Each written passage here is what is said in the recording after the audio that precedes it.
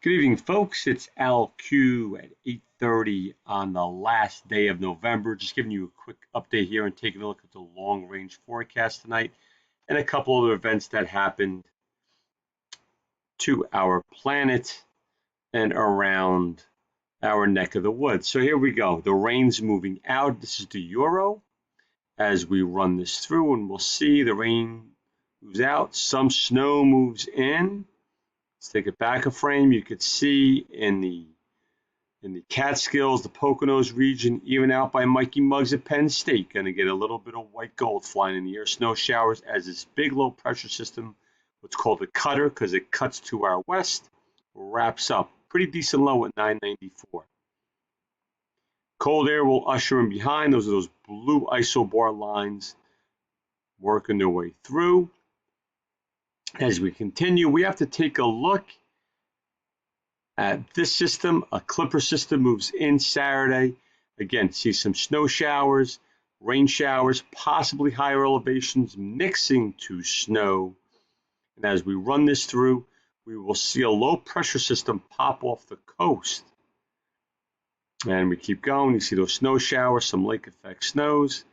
And here comes the next system. We see that low pressure system pop off the coast here. Now watch what happens. There's a big high pressure block up here over the North Atlantic region, up by Greenland, southeastern Canada. Start to see snow building in here. This is starting to get its act together. It gets trapped under the block.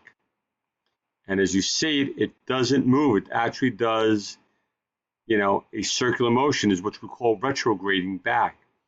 As you see, Long Island, New York City, Eastern New Jersey, Northeastern New Jersey. Let's pull it a frame ahead or two. Look at that. Now this starts to deepen. 986 that's a good coastal storm law. That's a nor'easter. It starts counterclockwise, throwing the moisture back into the cold air. Next frame out, as you see it start to pull away. Northern New England, Massachusetts, going to get a good storm. As you see, it really doesn't go anyplace. It's stuck for 2 days. Maine going to get clobbered along the coast, as you can see. And then it starts to pull out. Another weak low pops off the backside, but really doesn't do much. Okay, so just want to go over that with you. Let's take a look at the temperatures, and we'll run this through.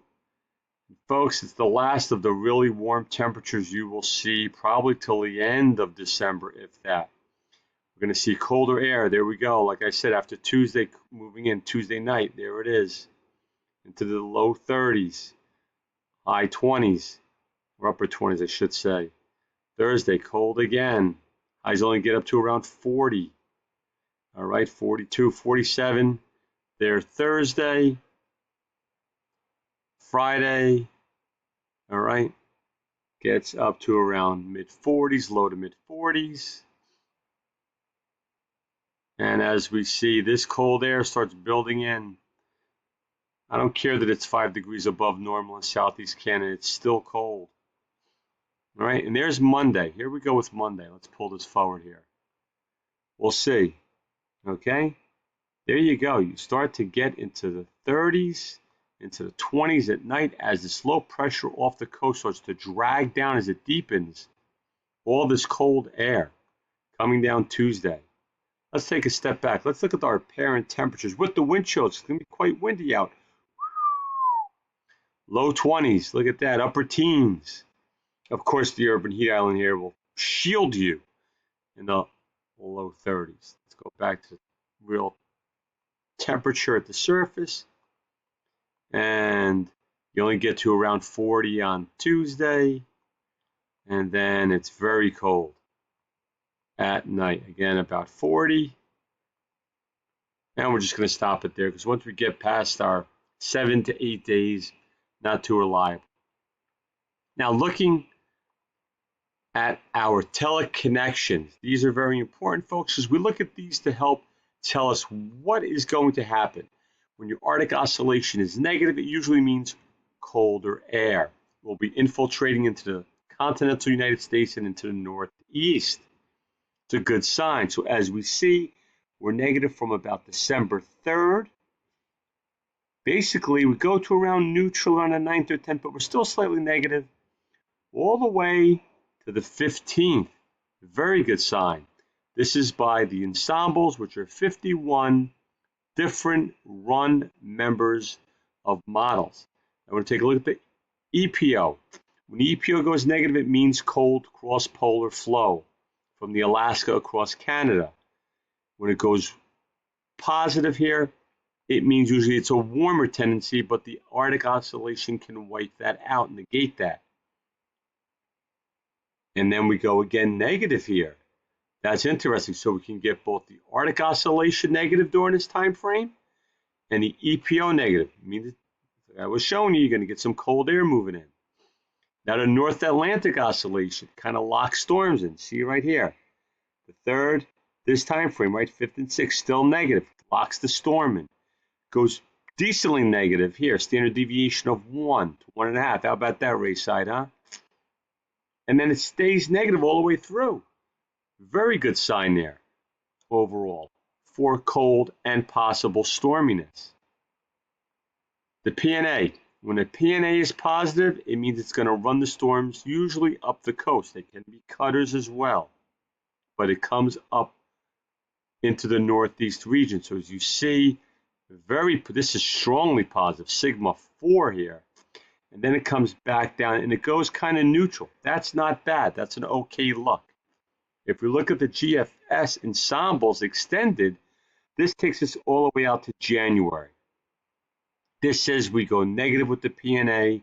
That's not really a great sign, but it can be wiped out if our Arctic Oscillation, which stays neutral to negative the whole time, and the EPO stays neutral, then we go positive, so maybe we warm up here. And then it starts to go negative in January, we have to see. Then the North Atlantic Oscillation, we go a little positive up here around Al Q's birthday. And then we stay neutral to negative. So it's not bad. Not a bad look overall. So it looks like it's going to be very cold and stormy until about the midpoint of December. And then we'll see what happens from there since it's 15 days away. Now this is from BAM Weather. I'm pulling the EPS, which is the euro, off of their site. Deep trough, Atlantic block, lots of high pressure. Look at this connection between, this is in Russia, all right, over the top, the Arctic, over into the Alaskan region, off the west coast. You get a nice, see these isobars go up and over? That's a cross-polar flow to bring the cold air down, okay? And a deep trough builds in the heartland, say east of the Mississippi. It's a good look. This is the zonal winds way up in the atmosphere, all right? This helps us with the polar vortex. When you see it in this range and above this range, it means the polar vortex is going to be pretty strong.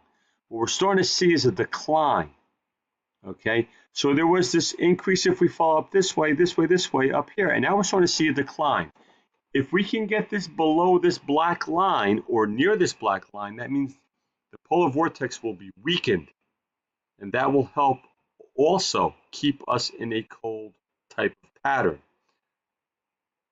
Something else that may help keep us in a cold pattern down the road, there was a massive explosion. Well, I shouldn't say massive, but a very big explosion of a volcano in Indonesia. They're saying it went up to 50,000 feet. What is that? That's 9 miles into the atmosphere. Anything above 32,000 feet gets into the stratosphere. That helps with cooling. Now, it'll probably cool a region down, not the whole planet overall, but it'll cool things down. And it usually takes time. All right, so this is the third such volcanic eruption of this magnitude or greater. Speaking of cooling, Toronto obliterates all-time November snowfall records. The Environmental and Climate Change Canada, the ECCC, issued multiple snowfall warnings across the southeast for this past weekend, and the weather did not disappoint. All right, 7.5 inches of white gold, all right, breaking the previous record of 3 inches set in 2007.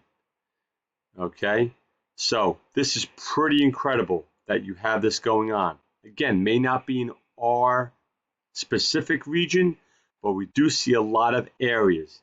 India, Pakistan, in China, Canada, all right, breaking all types of snowfall records. Morocco, it snowed in this past week as well, folks. Morocco, they broke snowfall records. The Alps are breaking snowfall records in Europe as well. It's coming, all right? How bad here, we don't know, but the cool and the cooling is happening. And lastly but not least, here is the snow cover in Asia above, all right, the mean, okay, which is basically this greenish type line overall. But it's very high here, all right, very high for Eurasia, and it's also at its tops in North America as well. So, folks, that's what I wanted to go over with you. Next storm, we look at coming in this weekend. Some snow showers possible for the higher elevations. Going to be windy tonight. Better watch out. My lights have flickered here a few times. We could have sporadic power outages like I said last night. Hope you all have a great night. Thanks for watching. Hit the subscribe button so you get notifications and share with like-minded people.